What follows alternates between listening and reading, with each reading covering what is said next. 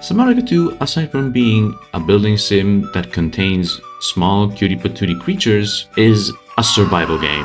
One that contains predators. Not that kind, thank God. Well, not yet at least. And the predator that we have to contend with in this early access is the Collector Leviathan. And currently within the game there are two of them. One in this big chasm, and the second one way later in the game. Well, actually there are two main predators, but we don't talk about the second one. So, since this boogeyman is present in the game, I asked myself, can I break the game and trap him completely so that I don't need to worry about it when I'm playing? This is my journey all throughout trapping the Collector Leviathan. Please enjoy the video. So the first thing we need to do is decide which of the two Collector Leviathans we want to trap. Both have their pros and cons. The one that you encounter first, its pros are there are no other creatures aside from the Collector Leviathan itself. Cons are that the area is much larger. With the second Collector Leviathan, the pros are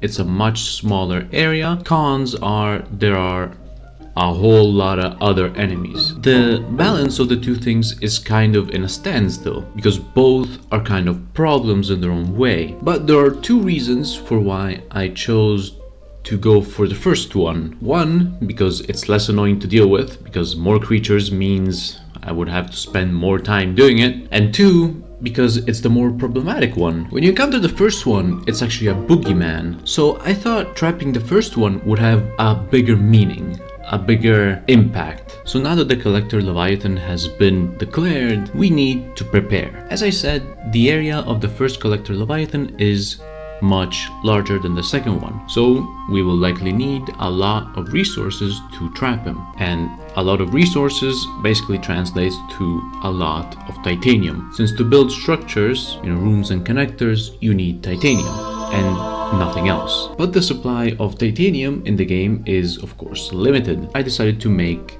some drills. Drills are a new thing implemented in Subnautica 2 that by putting one singular sample of what you want mined within a specific time frame, it will mine that material in any area of the map. Pretty convenient and very good for titanium, since for copper and quartz the supply is reduced and increased in time. I got all the materials to build some drills and got enough materials to build 4 of them total. I used them to build a small preparation base on the opposite side of the volcano area because that is the more peaceful one out of the two. And here is where I ran into my first ever problem: power. Yes, Palpatine, that kind of power. You see, drills use a whole lot of energy. To be exact, it's 20 each, which means that for 4 of them, I need 80 power at least. And so that translates into a whole lot of power sources. The first thought was just simply using the solar panels, since they are the cheapest energy source. So I placed a little over 10 solar panels and it worked fine during the day. What I failed to account for was nighttime, and nighttime is a big problem since it reduces the energy that the solar panels give by about 90%. This is a big problem for us since we want to be working day and night to make this trap happen. We don't want to stop during nighttime. That's a whole lot of time lost. So I did a whole lot of travels to make a bioreactor. Now that turned out to be a whole lot of lost time since the bioreactor basically only max gives 20 energy, and during nighttime I was stuck with the bioreactor at overdrive mode. I was stuck at 50, and 60 out of 82 that I needed for the base to even have oxygen in it, it just simply didn't work. So I spent a whole lot of time preparing for energy by utilizing a current that I had close by with the air turbines, and ended up at 84 or 86 power at nighttime with the bioreactor in overdrive. That meant that I needed to have a supply of organic matter in close proximity to recharge the bioreactor so I don't lose oxygen in my base. So it was a whole lot of work, a whole lot of preparation for this. And this ended up just being a much bigger base than I had intended. What I thought I would be doing was a small base that would then extend outwards and close off the whole area. Turns out I made a whole huge base from which this would ramify out and close the whole thing. Now, it was at this point that I started actually building the connection from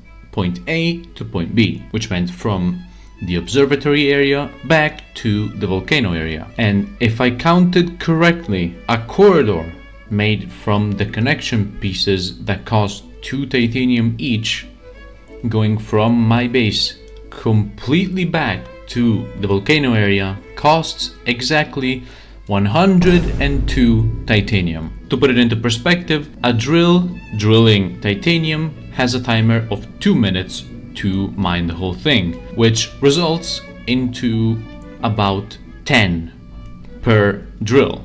So 10 titanium per drill. Multiply that by 4, since I have 4 drills, that is 40 per cycle. So 40 titanium every 2 minutes. To complete one of these connections or these prism bars, I need 102 to cover the whole distance. That means that I have to do 2.5-ish cycles, which means that it's 5 minutes-ish, since I have to wait 6 full minutes for, the drillers to finish. So it's 6 minutes for one single prism bar. And keep in mind that I have to do a whole lot more to cover the whole thing. As per my calculations, to do 100 of these, I would need 10 hours. Keep in mind that this is only mathematically speaking. It doesn't take into account how much time it takes to place down the thing. It doesn't take into account how much time it takes to get back to the base, even with the new running mechanic. It doesn't take into account the other problems that I ran into that I'm about to speak about. It doesn't take into account... Yeah, this ain't happening. I had to lower the scale of this endeavor.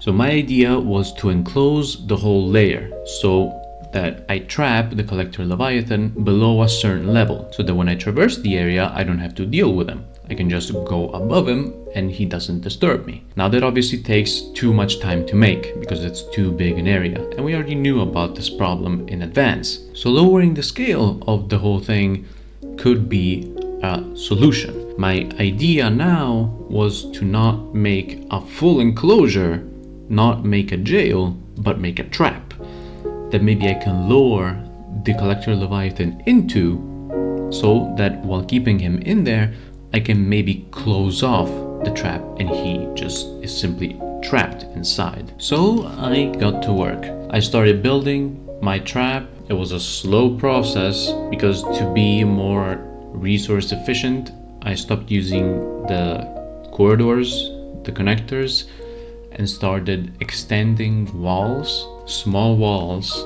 It was so efficient yet time consuming that it just made sense to make this trap instead of the huge enclosure. At times I just couldn't even build for some reason. It just stopped letting me build. I assumed it was because it was too close proximity to the collector Leviathan, so I just waited for him to go away and then continued building. After a long time, gruesome hours spent just listening to music, listening to YouTube videos while building, I had finally finished. The trap was complete. All that was left was to lure the collector Leviathan in. When leaving the trap, leave the tadpole in a spot where it would attract the collector Leviathan, yet don't let him leave the spot, and then go up and close the trap. Only the trap was too small. I had to try and retry many times to make an opening. I'm not an architect. I am a f***ing architect! I didn't take the right measurements, and the collector Leviathan just couldn't go into the trap. He would just simply bypass it.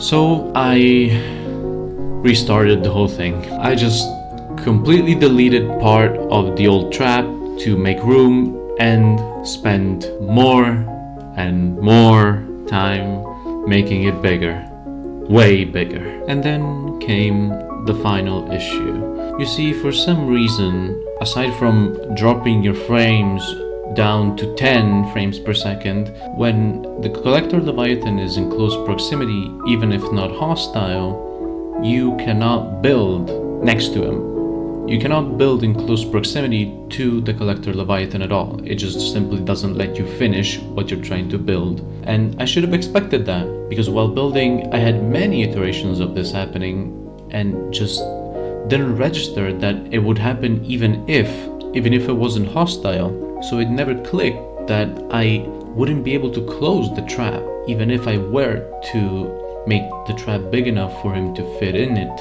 So I tried more things. I enlisted some help from a friend of mine, and while we were figuring out how to close him in, he was being able to build some things, and the collector Leviathan just simply vanished from the trap. He despawned and respawned back in his lair. He just respawned in open waters.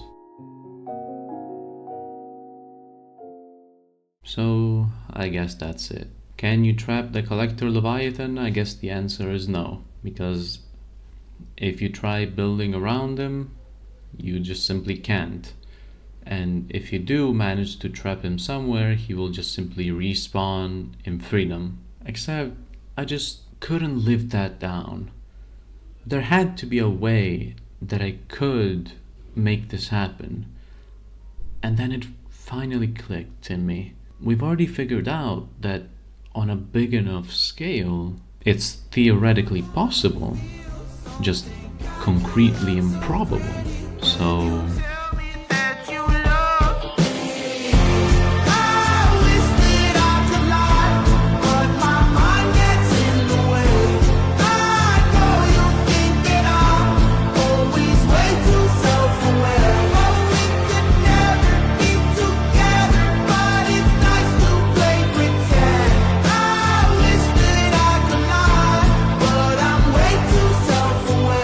that is all.